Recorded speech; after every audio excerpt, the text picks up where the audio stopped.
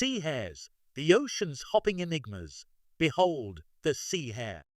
No, it's not a rabbit, and no, it doesn't hop. But those adorable ear-like appendages?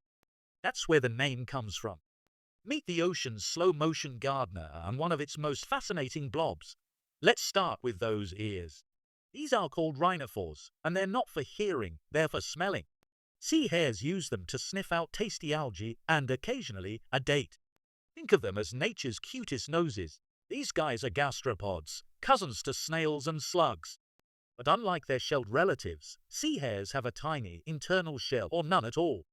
Instead, they're all squish, no crunch. And when danger strikes, sea hares have a defense mechanism straight out of a spy movie. They release ink, sometimes purple, sometimes white, to confuse predators.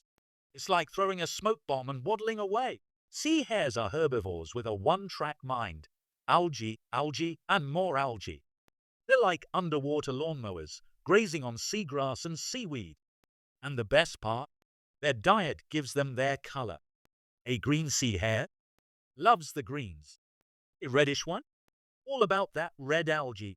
They use this radula, a fancy name for a toothed tongue, to scrape algae off rocks and surfaces. It's like a built-in squeegee, but for snacks. Not all sea hares are created equal. Some, like the California sea hare, stick to crawling. But others, like the spotted sea hare, can swim. And when they do, it's a sight to behold, graceful, undulating, and just a little hypnotic. Who knew a blob could be so elegant? Move over. Dolphin sea hares are the new synchronized swimmers of the ocean.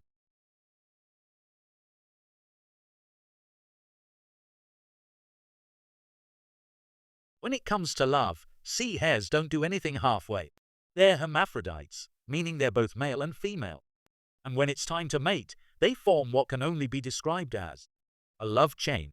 That's right, each sea hare plays both roles at once. It's like a game of underwater telephone, but instead of passing a message, they're passing DNA. And it works. Each sea hare can lay millions of eggs in long, spaghetti-like strings. These eggs hatch into tiny, free-swimming larvae that eventually settle down and grow into the algae-loving blobs we know and love. Sea hares are cosmopolitan creatures. You'll find them in warm, tropical waters, hanging out on coral reefs, and even in cooler, temperate seas. They're not picky about where they live, as long as there's algae on the menu. And speaking of size, the black sea hare takes the cake. It can grow up to 3 feet long and weigh as much as a small dog. Imagine a giant blob grazing on your lawn. That's the black sea hare for you. Sea hares might not be the fastest or the flashiest creatures in the ocean, but they're endlessly fascinating. They're gentle gardeners, masterful escape artists, and surprisingly social blobs. Plus, they've got a face only a marine biologist could love. Who could resist those wiggly little ears? They're like the puppies of the gastropod world. So next time you're at the beach or snorkeling on a reef, keep an eye out for these unassuming blobs. They might not hop, but they'll definitely make you smile.